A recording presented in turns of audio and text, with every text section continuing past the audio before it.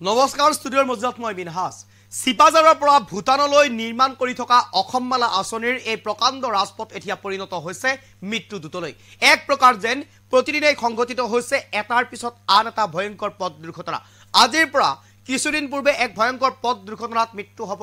আকলে ল'ব লগা হৈছিল এগৰাকী মহিলাই আনহাতে কালিৰ দিনটোত সিপাজাৰ সমীপৱৰ্তী খিলাকুৰি অঞ্চলত আন এক ভয়ংকৰ পথ দুৰ্ঘটনাত এগৰাকী যুৱকে বৰ্তমানেও যুঁজিবলগীয়া হৈছে আইচিইউৰ বিছনাত এক প্ৰকাৰ ঠিকাদাৰৰ গাফিলতি অথবা ঠিকাদাৰৰ বনুৱাৰ কামৰ গাফিলতিৰ বাবে সংঘটিত হৈছে এই ভয়ংকৰ পথ দুৰ্ঘটনা আৰু ৰাজপথৰ মাজমজিয়াতে দিনৰ ভাগত কাম কৰি নিখাৰ ভাগলৈ এৰি থৈ যায় শিল বালিৰ লগতে কামত ব্যৱহৃত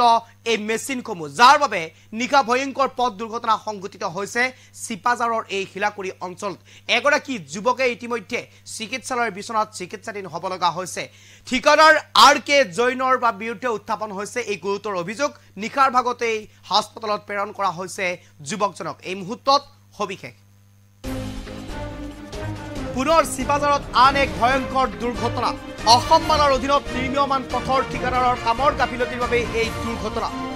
বনাই থকা ৰাস্তাত নিখা ৰখা হৈছে উন্মুক্ত অৱস্থাত বালি শিল লগতে তাত ব্যৱহৃত মেচিন নিখা পথৰ মাজ অৱস্থাত ৰখাই থোৱা মেচিনত খুন্দা মাৰাৰ ফলতে সংঘটিত হয় এই ভয়ংকৰ দুৰ্ঘটনাটো সিপাজাৰৰ খিলাগুৰি গাঁৱৰ মাজ অংশত সংঘটিত হয় এই দুৰ্ঘটনাটোত গুৰুতৰভাৱে আঘাতপ্ৰাপ্ত হয় স্থানীয় এগৰাকী যুৱক বৰ্তমানেও আইচিইউত মৃত্যুৰ সৈতে যুঁজি আছে চন্দ্ৰকান্ত শইকীয়া নামৰ যুৱকজন ঠিকাদাৰ RK জৈনৰ তথা বনুৱাৰ কামৰ গাফিলতিৰ বিৰুদ্ধে উত্থাপন হৈছে এই গুৰুতৰ অভিযোগ দুৰ্ঘটনা সংঘটিত হোৱাৰ পিছত ঠিকাদাৰৰ মহৰীৰ ধমক স্থানীয় ৰাইজক এই অভিযোগ এতিয়া উত্থাপন কৰিছে স্থানীয় ৰাইজে পুনৰ সিপাজাৰত আন এক ভয়ংকৰ দুৰ্ঘটনা অসমমালাৰ অধীনত নিৰ্মীয়মান পথৰ ঠিকাদাৰৰ কামৰ গাফিলতিৰ বাবে এই দুৰ্ঘটনা বনাই থকা ৰাস্তাত নিখা ৰখা হৈছে উন্মুক্ত অৱস্থাত বালি শিল লগতে তাত ব্যৱহৃত মেচিন নিখা পথৰ মাজ অৱস্থাত ৰখাই থোৱা মেচিনত খুন্দা মাৰাৰ ফলতে সংঘটিত হয় এই ভয়ংকৰ দুৰ্ঘটনাটো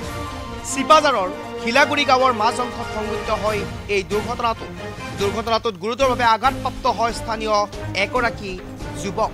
বৰ্তমানেও আইচিইউত মৃত্যুৰ সৈতে যুঁজি আছে চন্দ্ৰকান্ত শইকীয়া নামৰ যুৱকজন ঠিকাদাৰ RK জৈনৰ তথা বনুৱাৰ কামৰ গাফিলতিৰ বিৰুদ্ধে উত্থাপন হৈছে এই গুৰুতৰ অভিযোগ দুৰ্ঘটনা সংঘটিত হোৱাৰ পিছত ঠিকাদাৰৰ মহৰীৰ ধমক স্থানীয় ৰাইজক এই অভিযোগ এতিয়া উত্থাপন কৰিছে স্থানীয় ৰাইজে পুনৰ সিপাজাৰত আন এক ভয়ংকৰ দুৰ্ঘটনা অসমমালাৰ অধীনত নিৰ্মীয়মান পথৰ ঠিকাদাৰৰ কামৰ গাফিলতিৰ বাবে এই দুৰ্ঘটনা বনাই থকা ৰাস্তাত নিখা ৰখা হৈছে উন্মুক্ত অৱস্থাত বালি শিল লগতে তাত ব্যৱহৃত মেচিন নিখা পথৰ মাজ অৱস্থাত ৰখাই থোৱা মেচিনত খুন্দা মাৰাৰ ফলতে সংঘটিত হয় এই ভয়ংকৰ দুৰ্ঘটনাটো সিপাজাৰৰ খিলাগুৰি গাঁৱৰ মাজ অংশত সংঘটিত হয় এই দুৰ্ঘটনাটোত গুৰুতৰভাৱে আঘাতপ্ৰাপ্ত হয় স্থানীয় এগৰাকী যুৱক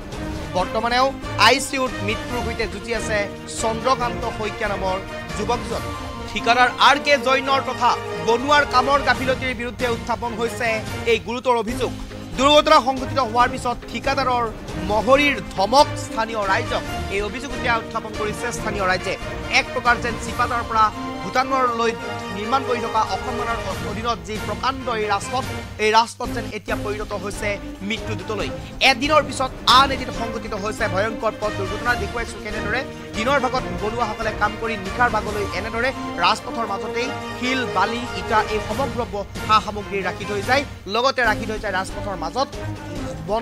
কামৰ সময়ত ব্যৱহৃত এনেধৰণৰ মেচিনসমূহ আৰু যাৰ বাবে এটাৰ পিছত আন এটা দুৰ্ঘটনা সংঘটিত হৈছে এই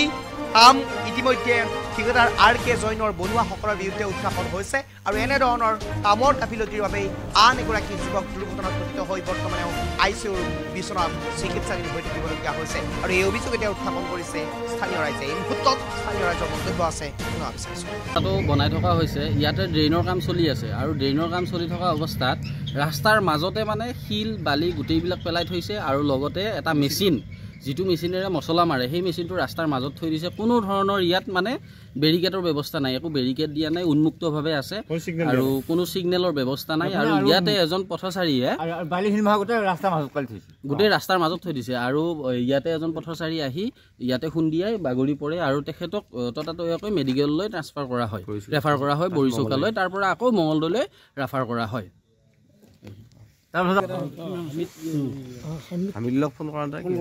আৰু তাৰ পিছত ৰাস্তাৰ যি ইঞ্জিনিয়াৰ আছে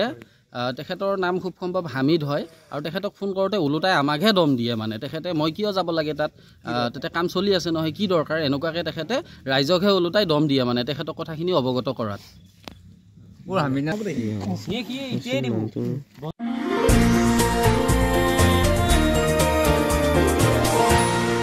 এনিটক্স,